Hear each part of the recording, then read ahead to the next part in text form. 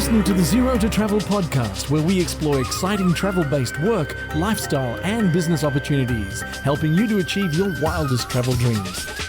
And now your host, world wanderer and travel junkie, Jason Moore. Hey, it's Jason here with ZeroToTravel.com. Welcome to the show. Thanks for hanging out, letting me bring a little travel into your ears today. This is the show to help you travel the world on your terms, to fill your life with as much travel as you desire, no matter what your situation or experience. Today's episode you're going to hear, pulled this one out from the archives because I do think it's timeless, and the story you're about to hear, it's really just as powerful now as it was when it was first aired. You're going to meet Annette and Daniel Fortner. They're a couple who sold everything they owned, paid off $70,000 in debt, and took off to travel the world full time during COVID, nonetheless. But it's not just your typical sort of we quit our jobs to travel story. Their journey started from a difficult place, burnout, pressure, some mental health struggles. And there are a lot of takeaways in this one that I think you can implement into your own life. They share how they turned a breaking point, hitting rock bottom, into a catalyst for building a completely new life through travel. What it really takes financially, emotionally, and logistically to leave everything behind and go on a long-term trip. Why traveling as a couple can be both wildly rewarding and challenging at the same time. And the rules they created to make it work. And so much more. With that said, I do want to give a bit of a trigger warning here. There is a lot of talk about depression, suicidal thoughts, and so on. So just a little warning there. Anyway, whether you're dreaming of full-time travel, trying to figure out what to do next if you're feeling burnt out, or you just want to hear an honest story about how somebody took chances and took practical steps and emotional steps to live a different kind of life. I know you'll enjoy this one. One last reminder, ZeroToTravel.com/newsletter is where we send out the free newsletter. You can sign up over there to join the community. Stick around on the back end of this conversation. I'm going to leave you with one takeaway that is something you can do for yourself, whether you're traveling or not, that can be super helpful when you're trying to figure certain things out. A bit of a mindset, really, an approach, and this has been something that's been helpful to me personally, so I thought I would share that on the back end. For now, please enjoy my conversation with Annette and Daniel, and I will see you on the other side, my friend. Cheers.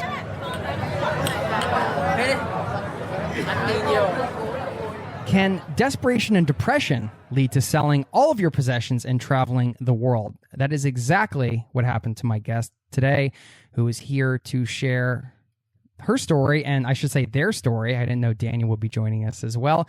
They're going to share some lessons learned along with some advice to help you travel more, and you can check out their work at chaseforadventure.com. Annette and Daniel Fortner, welcome to the Zero to Travel podcast, my friends.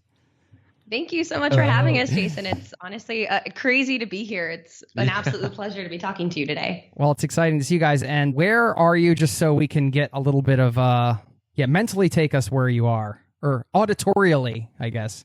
Yeah. So we are in a beautiful remote island in Thailand called Koh Chang. It's actually in between the coast of Thailand and Cambodia. And it's crazy. The pandemic kind of took us for a loop. We were definitely planning on doing these really cool adventures this year.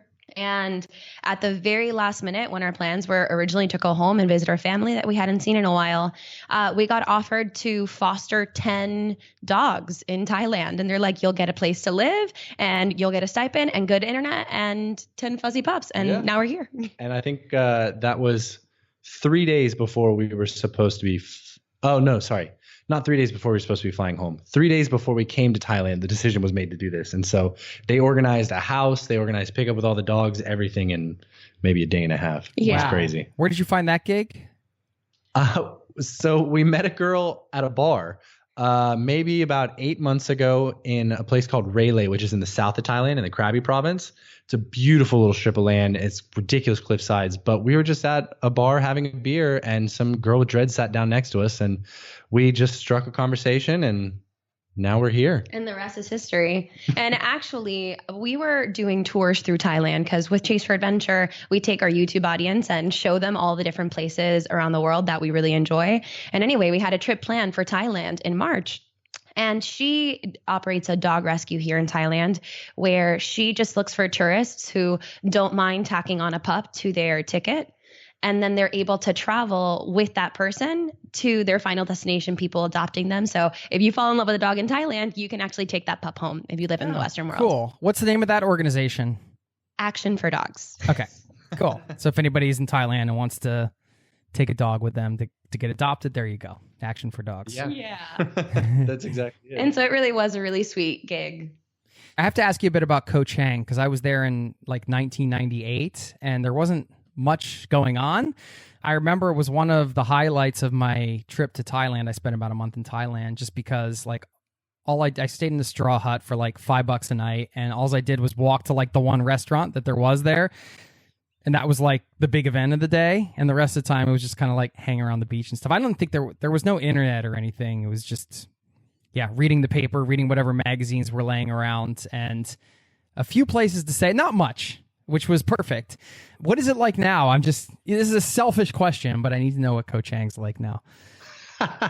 So honestly, Koh Chang probably hasn't changed a whole lot. Outside of the internet is the best we've ever had in the entire world. We're getting 2 gigabytes of upload and download speeds in our house, and we live in the middle of the jungle with a creek behind our house, right around the corner from a waterfall. But still, it's one road that goes around the entire perimeter of the island. And, there's a big C, which is like our version of Walmart, a macro, and some restaurants, and that's about it. So if you're coming to Koh Chang, you're really just bumming on a beach or going on the beautiful hiking trails and things like that. I will say it's a lot more developed than just a straw hut. They still have those different parts of the island, but you have to go to like Dan Mai or Bang Bao, and then that's where it's more rural because you're getting to like the farthest reaches of the island. But if you stay on the main part where the 2 ferry ports are and where a lot of the like tourist spots and the bars and the restaurants, it's a full-grown city just off one main road. Okay, cool. Well, thanks. Yeah, it was just taking me back there mentally for a second. So I wanted to learn a little bit more about that. And, it's funny. You never know where you're going to end up when you take off for a trip like this. I'm sure you guys didn't know you'd be taking care of 10 dogs in the middle of the jungle on Koh Chang. This is another example for people listening that are like, well, what if, I want to keep traveling or I can't figure it out? You'll probably sit down next to somebody at a bar who will help you figure out the next thing, right? It's just another sort of... Right? I think people that are listening to the show have heard plenty of examples of how, like, once you get out there, things can kind of open up. But before you guys got out there, it sounds pretty intense. I mean, Annette, I got your email, and I'll just read you a snippet. It said, 2 years ago, after working a dreadful, high-paying 9-to-5 job that drove me to the brink of suicide, my husband and I decided to sell all of our stuff and travel the world. We literally moved into my in-laws' house, sold everything we owned, including our cars, and paid off $70,000 worth of debt. And then you guys were working, you said 70 hours a week for 8 months, trying to save up $15,000 to make your travel dreams come true. So, yeah, well, I wanted to hear about the job first. I mean, what were you doing? So I did pursue legal situations with the job, so I am not allowed to disclose any information about the role that I held there.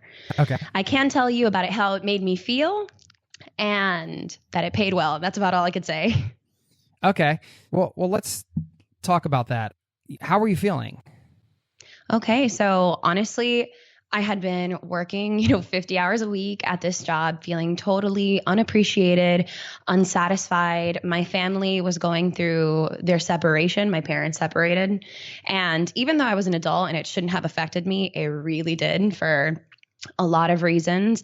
And it just made me realize, like, when I was going into work and I'm crying every single day before going to work and having to step away from what I'm doing so that I could go and cry in the bathroom, thinking, I have a bachelor's degree from a good university. This is not what my life was supposed to be like. People told me that, if I did everything right, I graduated high school, got the good grades, got the 9-to-5 job, got paid well, had a house, that I would be happy. And to be honest, I just wasn't. And it got to a point where I just didn't want to live. And so Daniel had gone on a work trip and I was alone by myself at home. And I'm there sitting on the couch thinking, okay, well, what is the least messy way that I could do this? Like, how can I make my death easy for Daniel to come home to? Which, after even realizing that I was having those thoughts as I'm sitting on the couch, I did call the suicide hotline, and I'm really glad that I did. But soon after that, I realized that I had hit rock bottom and that I couldn't continue living my life how I was living it. I wasn't happy and I wasn't satisfied. And if I was willing to hurt myself more than anybody else in the world was willing to hurt me, I was going to have to change something. I was going to have to fight for my own life.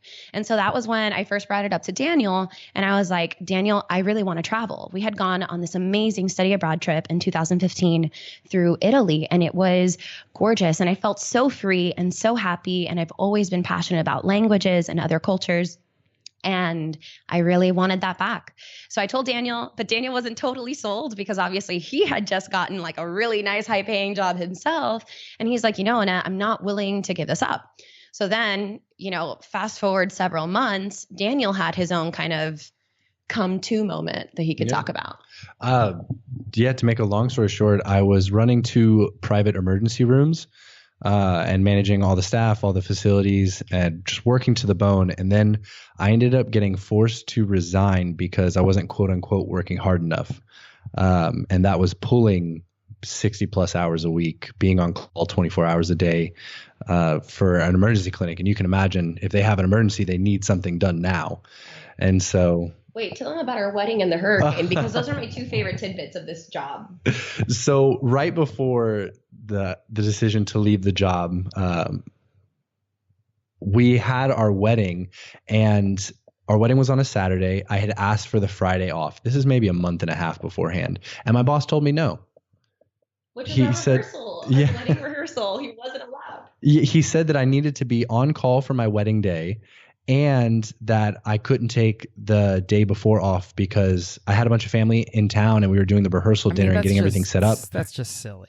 That's not. I don't think that doesn't even sound normal. Like, no, right? But it was that same kind of sort of attitude that we were getting from employers that kept telling us like, A, you're replaceable. B, I don't care about you or your life or your time or the things that are important to you. Yeah. And so at that point, Annette and I were like, wow, what are we going to do? I went to her and I was like, okay, that crazy idea you've been talking about? I'm in. Let's do this. And this was the day after our wedding. We looked at each other and we were watching some blogger, and they said, oh, well, I left with 5,000. And I'm like, Daniel Allen, if this kid did it with 5,000 in his bank account, if we sold all of our stuff right now, we would have just enough. And that's what we did. So literally the day after our wedding, we put our guitars on OfferUp. They went immediately. In like 30 minutes, both Daniel and I sold our guitars, and we're like, nah, that's it. It's meant to be. We use that as a sign. We were like, it's meant to be. So we returned all of the gifts that we had registered for that our loved ones bought for us and sold everything, moved into his parents' house shortly after. It happened so fast. Wow. Yeah. I mean, what a great way to kick off your marriage. Right. I think we did pretty good. A high five. That's a great high five moment right there. I love that. Hope we caught that in the mic. All right. Well, I mean, first of all, just going back to what you said, if anybody listening to this ever feels the way Annette did, then please call the Suicide Prevention Hotline and take an action, talk to somebody. I just want to highlight that because that's important. Yeah, I wanted to just ask a little bit about that, like kind of getting the job, thinking you're going to be happy with the grades in the house and all that stuff. Is that a product of like an expectation that you think society or maybe your family was putting on you? Or was it just kind of self-driven or a combination of those things? What are your thoughts around that? Like, how did you end up in that situation in the first place? Were you trying to meet a certain expectation or be a certain type of person that you weren't? So my family, I'm first generation American. My family immigrated from Cuba a couple of years before I was born. And I think this is a case for most immigrant parents. They have all of these high expectations because, they grew up in the slums of Cuba. And they're like, you need to be a lawyer or a doctor. You better go and get your degree and make a lot of money and, make a name for yourself, because if not, what did I sacrifice all of this for? So yeah, I definitely think that definitely played a role into that pressure. And also society. I mean, I think everyone, when they're in high school, they're indoctrinated to the thought that if they just go to university and get a stable career in something, that they're going to be able to get a job and they're going to be stable and comfortable, right? That's the word. They're going to be comfortable. And that's what everybody spends their whole life trying to attain. And I have never been a girl about comfort. I've been a girl about freedom and living every single moment presently. I've always been the wild child. I moved out when I was 17 on my own, and I went and studied abroad when I was 19. And I've always just kind of wanted to live life on my own terms. And I think having led a life for so long that wasn't on my terms, I just think it got to me. I mean, what you just described is, from the conversations that I've had, it can be a common thing with first generation immigrants, because it's, like you said, they did so much, sacrificed so much. And then oftentimes it seems to me through conversations that I've had, it just feels like there's the child feels the need to come through. Well, you sacrificed so much, so now I need to come through and meet that expectation. But then that can be hard too, because not to just do that, but if that's not sort of your soul's calling to like go down a particular path, like having a 9-to-5 job or being a doctor or a lawyer, you know, nobody wants to disappoint their parents when all's said and done, right? There's a lot of psychology there, of course. Daniel, when you came home and all this stuff was happening with Annette, like, how did you guys, what was your kind of side of it? Like, how did you work through it as a couple? This is a pretty extreme scenario, of course, but like, I think when couples are working together to like work towards a bigger goal, like selling all your stuff to travel, there's going to be things that need to be worked out. I just kind of wanted to get some advice on, I just wanted to hear a little bit about your side of that story and your advice and how you guys worked through that. From the beginning, we've always had a relationship that was just open lines of communication. If something is on my mind, I'm going to communicate it in a respectful way. And the same goes for her. So when she started going through a lot of the difficult times with her depression and suicidal ideation, I didn't know the extent of it. Yeah, you could never know because you can't get in someone's head. You know, it's exactly. And you only know what they tell you. And so as much as I love Annette, as I put my arm around her and give her a kiss on the forehead, she wasn't the most forthcoming about it. And so I was there as emotional support. That was really my role in the beginning. And then as things started unfolding and life events started happening around that whole situation, I went off on the work trip, and then I came back. That's when I found out about everything and how she had thought about committing suicide and actually placed a call to Suicide Hotline. And after that, we didn't make the decision to travel, but we knew something needed to change. And so we started making life steps towards that. I think at that time we had actually started eating healthier. We started exercising more. We started doing our part to see if we could help relieve some of the symptoms while we just figured out life. Because at this point, she's just graduated. I'm still finishing school. We don't know exactly what our career paths are going to take. Hers just took a complete 180, and mine was just taking off the ground, but I was working for that lovely individual of a boss. And so once we started working through that, to be honest, it was pretty smooth sailing because there was nothing more to focus on than learning what we needed to make the travel lifestyle sustainable and save up enough money. Right. I don't really think there was time to think about anything else. She started feeling better and started getting a better grip on depression and things like that. And so that kind of sorted itself out with just us being a support unit. Well, and to Daniel's point, and to the point of the question, Daniel was just so supportive the entire time. Even when I obviously did tell him, I didn't tell him on the work trip that I was battling the things that I was. But the moment that he found out, I was on suicide watch with my friends when Daniel had to go to work. We had a friend which is crazy to talk about it now, because I'm like a totally different person. And if you've ever seen like any of our videos or our blog, like I've always been a really like positive and bubbly person. And to go from that image that people had of who I was to then suddenly having to have a babysitter so that I don't kill myself was a really humbling sort of moment. And also for Daniel to have really honest conversations with me saying, Annette, it is okay for you to feel this way, but it is not okay for you to just sit here and sulk in it. Yeah, you need to pull yourself out. So let's look for solutions. Yeah, something needs to change, but you're essentially the only one that can make that decision. I can't sit here as your loving spouse and be like, oh, you're going to feel better. Right. So I think, just working through that. And then once we started working 60, 70 hours a week, I had lost my job 8 months before from that boss, and we just hit the ground running. We had a goal. I think out of the $70,000 worth of debt that we had from just living expenses in college, we only had 23,000 of it left. Yeah, and so right we before. finished, right before. And so during that 8 months, we paid off $23,000 of debt and saved up the $15,000. Actually, tooting our own horn, toot, toot, toot, 16,500, which paid for our bonus trip to Japan, which was not in the cards at the time. Yeah.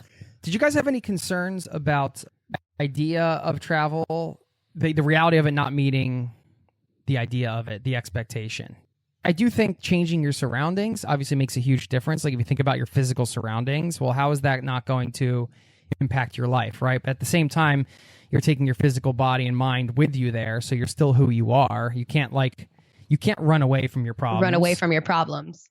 Yeah. But at the same time, you can't say either, and I think we as travelers know this, that travel or just go, even if you're just moving to another town or whatever, that's not going to impact your daily life. Of course it is. So is any of this stuff like stuff that you guys talked about or worried about or anything? Because like going on the road and living nomadically like you guys are right now, because you have no end destination, right? You're just living on the road. So that's a different way of life, and you don't really know if you're going to like it until you do it. I mean, you can test the waters and everything, but like going for a month and sort of pretending in your mind it's like that is different than actually selling all your stuff and going and not looking back from the beginning. Yeah. You have literally brought up everything that I was just about to say. Okay. Because the whole reason we started traveling and got the travel bug was from her study abroad trip to Florence, Italy in the summer of 2015. And I just went and stayed with her, but you have everything planned out. You go with an actual school program and there's not much flexibility, and it's not really the traveler lifestyle. You're studying abroad. And so it's an experience, but a different kind of experience. Yeah, exactly. Yeah. And so I think coming into this, we really didn't know what to expect.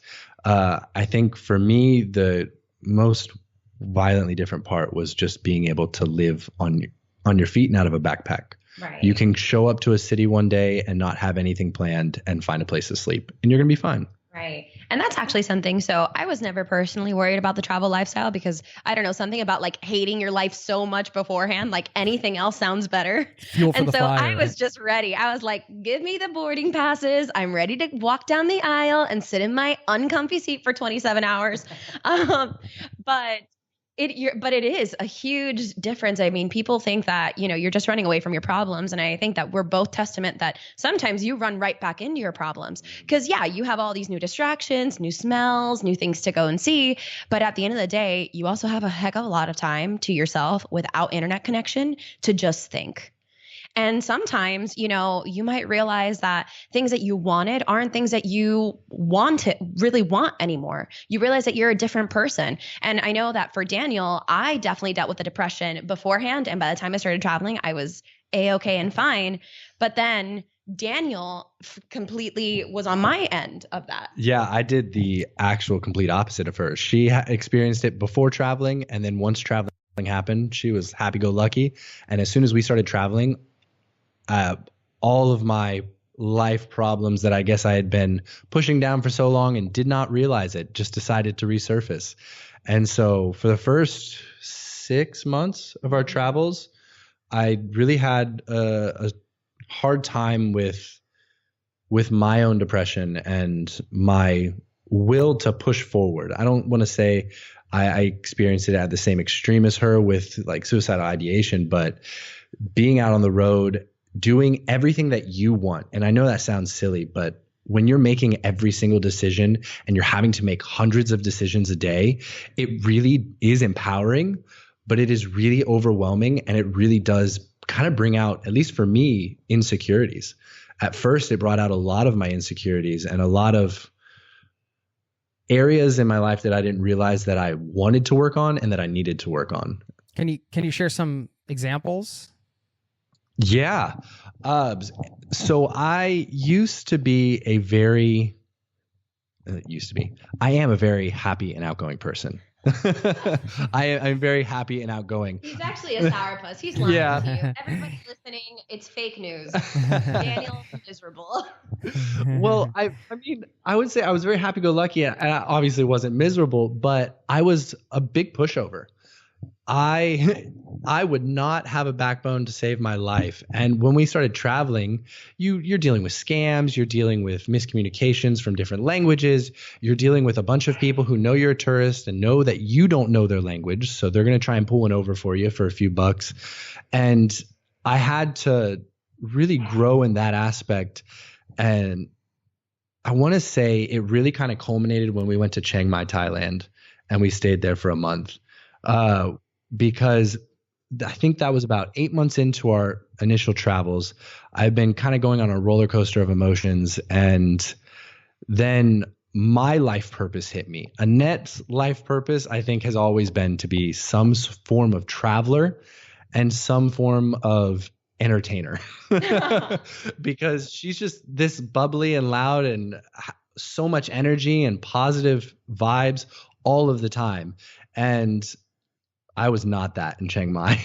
And so, but you're better now. Yeah, absolutely. I've been better now, able to work through it all. I really do think that the biggest thing for me was learning how to stand up for myself, and learning how to fight for what I want, because I have a voice. We all have a voice. If you're sitting down listening to this at home, you have a voice. No matter if you feel that that voice is suppressed, you feel that that voice isn't there, it's not as strong as you'd like it to be, but we all just have the ability to make what we want known. And so and to change our circumstances. I think that so many people sit there, and this is actually something that really drives me crazy now that I'm better, now that I'm traveling, now that like I know the amount of power that we have over our lives and our circumstances.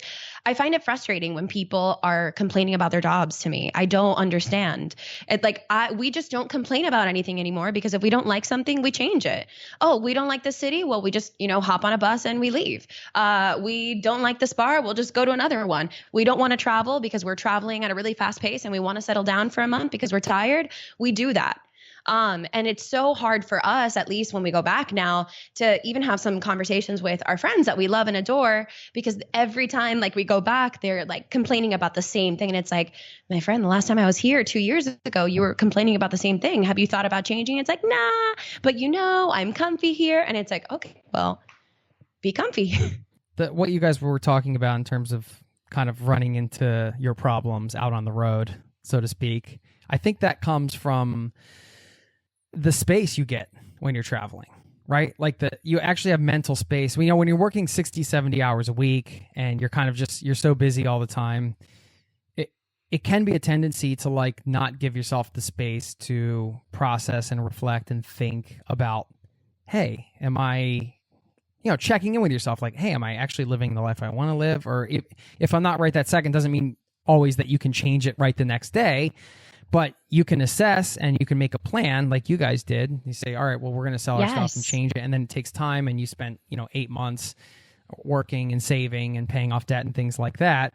But in a day-to-day life, it can be hard to kind of get that space. And I think when you're out on the road, especially, you guys don't have kids or anything, right? Like you're just out on the road as a couple. So you have a lot of time to just think about things, right? Right. And there's also something that when we first started our YouTube channel, because we really wanted to document this whole journey, we wanted people to know that when they go out and travel, things just fall into place. Yes, you'll have that space and maybe it'll put you in a dark spot, but you'll figure it out. And even if you go out and travel and you fail, quote unquote fail, right? And you decide that this lifestyle isn't for you, you go back home a totally different person, a totally empowered and confident and happier person, because at least now you're aware of the power of making choices.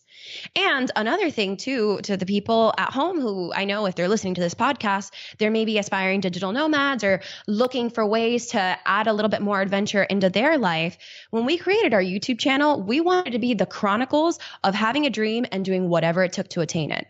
And so a lot of people, I think now see, our YouTube channel, we have, a few thousand subscribers, and they're like, wow, you guys have quote made it or whatever. And it's like, okay, but you can go back 275 videos ago to when we were still at home in Gainesville selling our stuff, knowing absolutely nothing about what we were getting ourselves into, and see that whole journey unfold. Nobody starts anything as an expert. You just need to pick a direction and take steps in it. Yeah. How much do you think your mindset's changed as you dropped into the pace of traveling and nomad life? I mean, I'm not sure if this is true in your case, Danielle, but like I've seen and heard, I've had firsthand experience with people I've traveled with, and also just through the podcasts, people finding a hard time like slowing down to life on the road, like settling into the pace of life on the road, because you don't have necessarily a to-do list. There's always stuff to be doing and decisions to be making, but it's not the same, right? It's a different pace. I'm not sure if any of that was part of the struggle, like kind of like aligning the mindset that you came from, which is like go, go, go, all this high pressure job type situation, and how your mind works in that. And like, I do think it takes time to like settle your mind into the pace of like long-term travel. I don't know if that's true for you guys, or I just wonder if you could speak a little bit on that. Yeah, absolutely. My mindset completely shifted after, because I feel like I really lost direction with traveling. Because when you're working for someone and you're working a 9 to 5, you know exactly what you're supposed to be doing. You have, like you said, you have a to-do list, a go, go, go, a hustle. And when you switch out of that, the hustle is even harder on the road, but it's so much more rewarding. And the mindset shift, I really do think, is one of those situations where you leave and you feel the same while you're traveling. But when you go back to a life that hasn't changed in the amount of time that you've been gone, you realize how different you are and how far your mindset has come. Yeah. I feel like for my mindset from the beginning, when I felt like I had to be so go, go, go, because I think that's also something that a lot of people perceive when they're jumping into digital nomad life, is that, oh, to be a digital nomad, you have to be jumping on a plane to a new place every single week. You can only spend 3 days in a location. And I don't think that that is necessarily true. It's actually the hardest way to do it. Right. You need time to work. Mentioning. Yeah. Yeah. Yeah. That's exactly. And you have to factor that into your daily life. You can't just be, oh, I'm on a plane every other day, taking a bus here and there, and I'm never connected to internet. Right. It's the reality of being a digital nomad. You need to be able to find a coffee shop, sit down for a few hours, get behind your laptop, work, find that direction and dig in. Do you like that aspect of it? Or do you guys sometimes wish, I wish we were just traveling, like this working traveling thing's annoying? I think Daniel and I have separate answers. That was a hilarious pause. You guys both cocked your heads to the side, so like you were like symmetrical, and you both had the same exact expression. This open mouth, like it was just a great moment. Anyway, well, thanks. When you've been with someone for almost a decade, for me, I think Chase for Adventure was such a dream come true for me. So even from the beginning, I have always loved the working aspect. As a matter of fact, sometimes it would be the reverse. I would be kind of annoyed because we had to create content for the YouTube channel that would drag me away from my computer. And I know that sounds really backwards, but at the time, I mean, even still now. I was going to say at the time. Right. I was so hungry and passionate about wanting to just shake people through our content and let them know, guys, you don't have to be unhappy. You can make your happiness. And so that for me has kept me so hungry for work. I will be on emails at whatever hour, do podcast interviews at whatever hour, because the mission behind Chase for Adventure keeps me going more than the travel. The travel's a side bonus. It's a thank you that I get to live this lifestyle, but I would be doing the exact same thing that I'm doing if I was somewhere else. And I think the face that we had made earlier to each other was just because I kind of had the opposite experience. Chase for Adventure started as her passion, and now it is my passion because I'm very, very much enjoying what we're doing and the positive message that we're spreading, the people that we're interacting with. But at first I was like, get me from behind this laptop. I need to go be jumping in a waterfall. I need to be on a motorcycle, riding through mountains. I need to be exploring. And so, I mean, this brings me to my next question. Going into business with somebody is a whole thing, right? You can't just look like just because you guys are together doesn't mean you make good business partners. Like, are you guys working together on this now? Because that's like, somebody has to be working the camera and all that kind of stuff. Or are you trying to like kind of do your own things? I mean, how do you guys finding working together? Because that adds a whole other element to the relationship. To me, it can be, I've had experiences where it's been stressful and not that great. Other times it's been, fun. So I think now is a great time to tell you that I actually met Daniel because he was my supervisor at work. And so we actually, our entire time together, we've worked together. There has never been there's only that period of 8 months before the travels that we ever didn't work on something together. Even when we were babysitting for families, we were going together. Like Daniel and I have always been glued at the hip. And the intention of starting Chase for Adventure and all of this work stuff happened in tandem with us becoming, digital nomads. We didn't leave with like a remote job set up. We committed to figuring it out along the way. So we knew that we were going to work well together. I will say having our own business, especially since Daniel's already mentioned in the beginning, Chase for Adventure was my baby. And in a lot of ways, I'm still the overprotective mama bear, and he needs to check me because I get like too excited and too about my idea.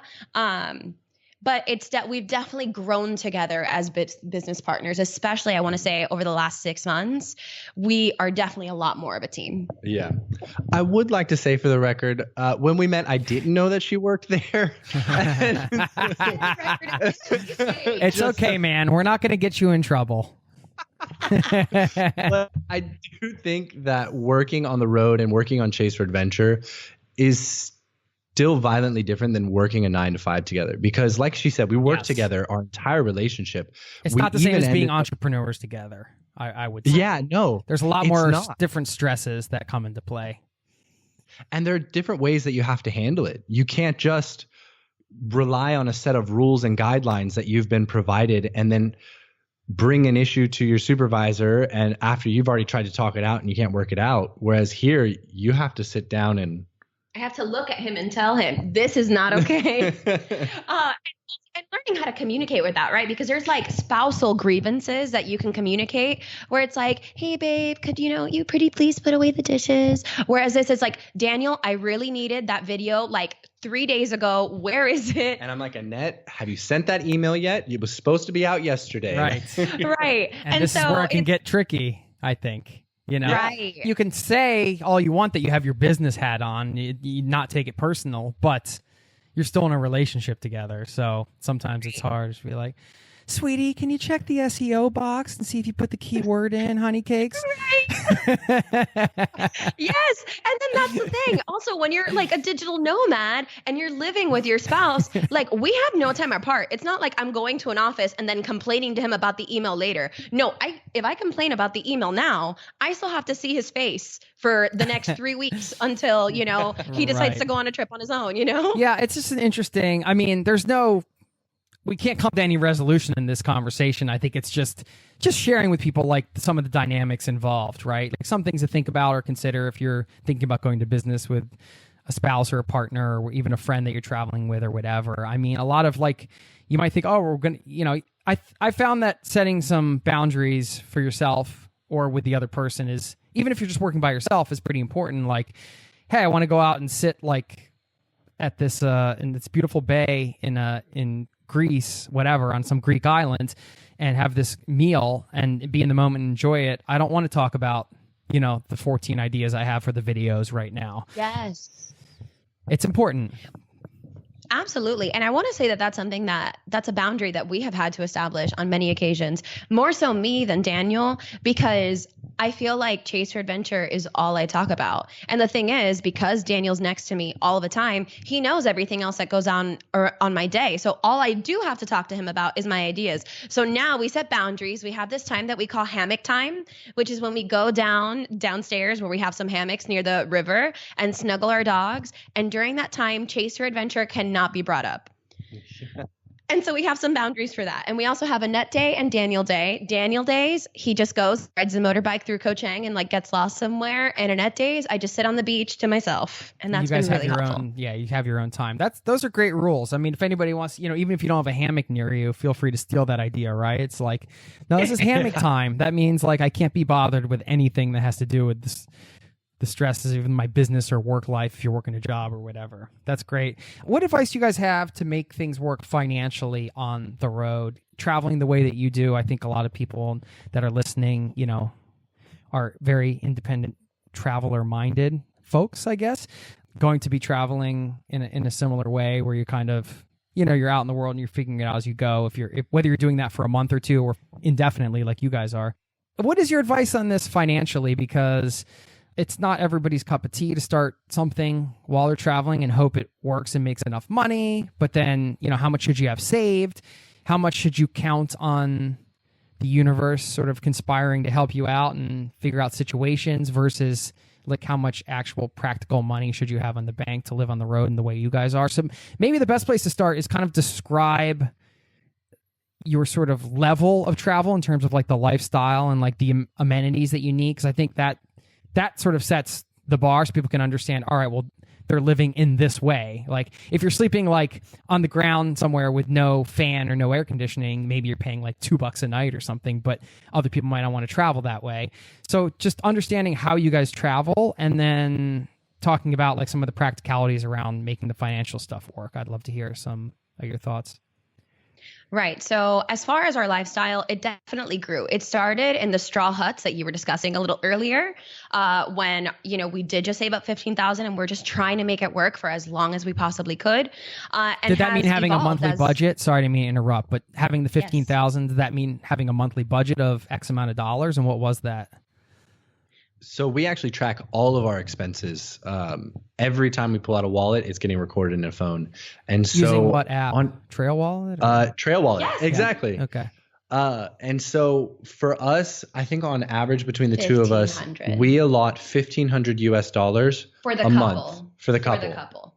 But that also includes flights into country. It includes about $10 to $15 spent a night on accommodation, any food cost, transportation, all of it. Anytime we want a beer, and we don't go sparingly on fun adventures and excursions and going and having a beer on the beach or having a glass of wine with dinner. We do those things probably once a week, maybe twice a week. Something that I think, though, that is really important to know is people need to figure out what area of the world that they want to start in. We knew that we wanted to make our money go super far. So where did we go? Southeast Asia. And we've been traveling Southeast Asia and other parts of Asia for 2 years now because we've been able to live a much more comfortable lifestyle. $10 to $15 gets us a private room in Thailand that, has really nice internet. Maybe the place has a pool or it includes breakfast and it's in a good location of town. $15 in Europe doesn't get you anything. It gets you a shared room with 6 people in London for a night, maybe. And actually, I think we paid $30 for Gets you a beer in Norway. Oh my God. That's how expensive it is? A beer at the bar is usually between $10 and $15. Yeah. Oh my gosh. Oh my gosh, Jason. Can I know a little bit why? Why Norway? Well, I met a Norwegian girl and married her, and now we have 2 kids, and I live here. So That's it. Well, it sounds like you won.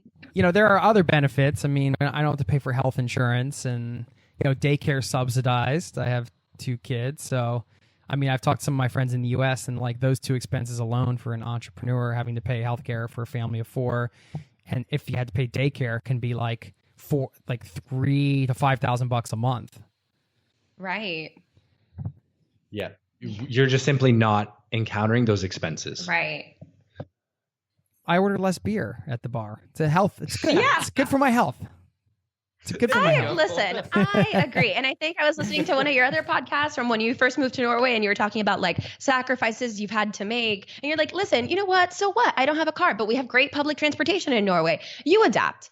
At the end of the day, wherever you want to travel to, you're going to adapt. So as far as like giving people a hard, steadfast number that they should have in their bank account, I mean, personally, I can tell you that my threshold is I wouldn't leave with anything less than $5,000, which is really what it would cost me to get a ticket there. And if something really bad happens, to get a ticket back and be able to get myself together for a month while I figure things back out at home. And I actually am on a different end of that. I would say if I were traveling solo, I would not leave with less than 10 and let maybe like 2 or 3 grand be my emergency time to really fund. figure out what you're doing. Yeah, exactly. Right. Like where are you getting your money? Right. And again, going back to if people are trying to make this lifestyle sustainable for them, I mean, are you making money online right now? That's something to look at now, something to help your finances. If you can plan your remote job from the time that you're home, that's going to be a little bit easier to maintain when you're already traveling versus dealing with the stress. Because if you're sitting here going like, oh my God, I wonder where my next paycheck is going to come. It doesn't matter how beautiful the waterfall in front of you is. You're going to be too stressed out about the fact that you're not making money. Yeah. But in the same breath, we actually did a whole entire course on our website called Worker to Wonder, where we do nothing but talk to people about all of the ways that they can make money while traveling. And I'm talking about things that aren't entrepreneurial, even working holiday visas. This is something that, anyone from, especially, United States and Canada, which I'm assuming most of your listeners are from, they're able to just plop into Australia, pay $400, and then they could be making up to $1,000 a week working on a farm picking fruit. Now, is it really hard work? It's hard labor. Yeah, you're outside for hours and hours a day, but will it pay your bills and fund 3 months of travel? Sure. That does have an age restriction, that particular example, I think. Right. I think it's for under, I can't remember 30. if it's under 30, yeah. But a good example nonetheless, yeah, for a certain person. But yeah, everybody's got to take their own situation into account, of course. Absolutely. And that's not the only way to make money either. There are people for the people who have a degree, and one of my side jobs is I'm a VIP kid teacher. And I actually had to do that again when coronavirus hit. We were working in the travel industry, and for 3 straight months, we had no income. Imagine, banking all of your eggs in the travel basket during the middle of a pandemic when the world shuts down. And so that was something that I was able to use. Yes, it requires a bachelor's degree, but there's plenty of other programs that don't require one, and you can pay for a TEFL. And another thing too, for people who want to teach abroad and maybe not do a working holiday visa, China and South Korea are really awesome and viable options. They'll pay for your housing. They'll give you a really nice stipend. They'll even sometimes pay for your return flights home. They'll give you a working visa. And this is in really cool cities like Shanghai. We were just in Shanghai right before the pandemic started, or actually right as the pandemic started. And there are some teachers that we met that were living a really good life, and that has no age restriction, and it doesn't require a degree either. I like that you guys shared specific numbers too, like even though they were different numbers, whoever's listening to this, I mean, if you're thinking about doing something like this, it gives you something to work toward, and understanding, I think an emergency fund is a great idea. Maybe you split the difference, take the average, right? $75 between the two. And of course, like you said, and that depends on where you're traveling to. So you want to pick a region where it can go further for sure. Let's hear some travel spots that have been highlights for you guys. I would say I've been thinking about this recently. Like, what are some of the places you've been where you maybe didn't expect much, but then you realized you were like totally surprised and delighted by what the place had to offer? Like it kind of exceeded your expectations. I have one. Taipei, Taiwan. I had zero expectations. I couldn't even tell you where Taiwan was on a map, and I'm going to probably offend some people. I thought it was China. So when I had heard about Taiwan and thinking, oh my gosh, Taipei, there's food. That's all I knew. And then we get to Taipei, amazing people. The people were so lovely. Everyone was playing Pokemon Go, which I know sounds stupid, but it was really fun to watch. The food is in fact delicious. The metro system is not only cheap, but allows you to go through all parts of the city. It is impeccably clean. It almost feels like a Times Square mixed with like Bangkok street food, but it's Chinese and delicious. And people who are like dancing, like they're just so joyous, the Taiwanese people. They're literally breakdancing or doing like K-pop style dances in the middle of everywhere. There's like proper dance groups. They all look like BTS. I don't understand. So that was a place where I had no expectations, and I was like, wow, I want to move here. This place is awesome. Sweet. Yeah. Fair enough. Do you have one, Daniel? Yeah, so mine is actually Vietnam. Obviously, growing up as an American, we hear a lot about the war and a lot of the history, but I don't know, at least for me, before going to Vietnam, I just pictured it as all rural with like villages and dirt roads, and you do have a lot of that. But when we went to Vietnam, we lived in Hanoi, and Hanoi blew me away. Just because, I love motorcycles, and so driving in the second most populated city for motorbikes was a dream come true. It was a near miss of an accident every time you get on the bike, and it's the most exhilarating thing I've ever done. I've never had to become so okay with death in my life. Jason, like, this is going to sound funny, but I legitimately thought that I was going to die any day. Like, imagine waking up and being just grateful, like, wow, I lived one more day. I wonder if the bus is going to hit me today. Nobody hit me when I crossed the street because they all stopped like they were supposed to, you know? Yeah. Right. That's exactly it. Well, speaking of almost getting hit, that actually, my place that I had such low expectations for, but was blown away, was Vietnam, but specifically Ha Giang. It's a northern province area up in the northern mountains. And there's a loop that you can do where you spend 4 or 5 days on a motorcycle and you just drive through the mountains. And it was the most beautiful thing I've ever done. The most exhilarating. But when she said you almost get hit by a bus or a car, we came around the side of a mountain and our tire was on the edge of maybe a 300-meter drop off because a car just flew around the side, maybe going 90 kilometers an hour, slid, barely missed us. Oh my gosh. But anyway, sorry. My favorite place. Yeah, we digress. My favorite place that really I had no expectations going into was Vietnam. Blew me away. Yeah. Any other travel destinations you guys want to share as places that you think might be interesting for people to check out? Ooh. Okay, so as far as destinations that people India is something that I think a lot of people have divided feelings about. I was one of the people who I was so scared of going to India because of like the whole rape culture thing. And you know, all those stereotypes that people tell you about before visiting India, you're going to have diarrhea for like 6 weeks.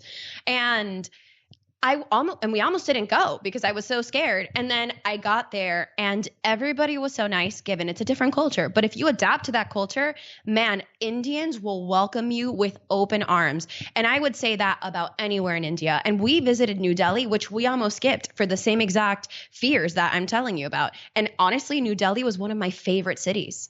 And it's interesting, like the moment that you strip away all of the stereotypes and, you know, you turn off the news for a second and you go and experience things for yourself, it's amazing what happens. And now India to me is my favorite country, if nothing else for the incredible people that I met there. And the food, you know, is amazing and a bonus. Oh, also, side note, we got invited to a ridiculous, like multi-million-dollar wedding where like this famous Bollywood singer was playing. And we just got invited by like one of our Instagram followers. And we got there and we are thinking, okay, we're going to sleep on this guy's couch. He paid for us to stay at the Jai Mahal Palace, which is literally older than the United States. I still look at those videos going like, that was not real life. I actually just died for a weekend, went to heaven, and then came back. I was in a coma. That sounds like an amazing experience. Yeah, it's those kind of experiences. I mean, if you don't put yourself out there in the way you guys are, or even just traveling around, like you don't get a chance to meet people like that and have those experiences and those meaningful cultural exchanges on the ground. It's a beautiful thing. Now I'm going to have Indian food for lunch because that sounds really good. That's actually Well, thanks for your time. I mean, I hope you guys keep enjoying your life out on the road, and congratulations on everything that you've done and getting through the tough times and just everything you've gotten going and as you've been on the road, which is no small thing to get a business going and all that kind of stuff. So congrats. Yeah, thanks for coming on the show.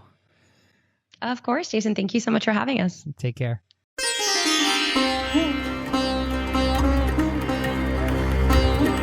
There you have it. Thank you to Annette and Daniel Fortner from Chase for Adventure for sharing their story.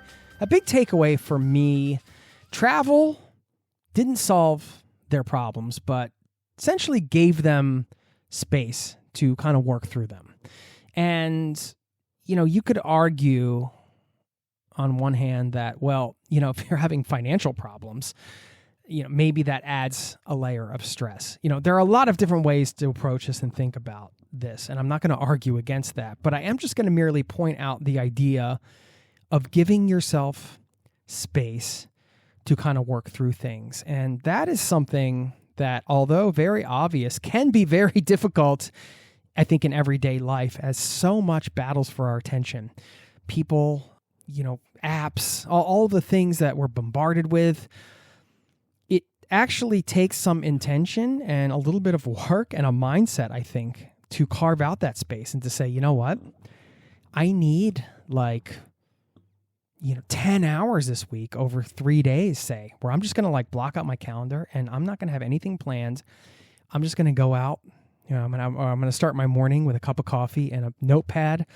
And I'm just going to think about like what I want out of my life over the next year or 6 months or even 3 months or, whatever kind of thing that always slips to the background because of busyness, right? But are actually the things that should be the first things you do. I think that's kind of an easy way to identify what that might be for you. How I do it for myself. It's like, that thing that keeps nagging you in the back of your head where you're like, I gotta take time for this. I gotta take time for this. And then, or life gets in the way and you're just busy. It's like, no, let's actually carve out the time. And although a trip, like a long-term adventure, spending a summer abroad or a year traveling definitely gives you that space to kind of work through things. You can also create that at home for yourself. So I just thought that was pointing out. Again, I know these are things you've already done for yourself, but I bring these things up because you never know when this is hitting somebody's ears, right? And maybe it's been a while since you've done that for yourself, or maybe you've been meaning to do it and you haven't gotten around to. And that's why I like to kind of wrap up an episode like this with one actionable takeaway.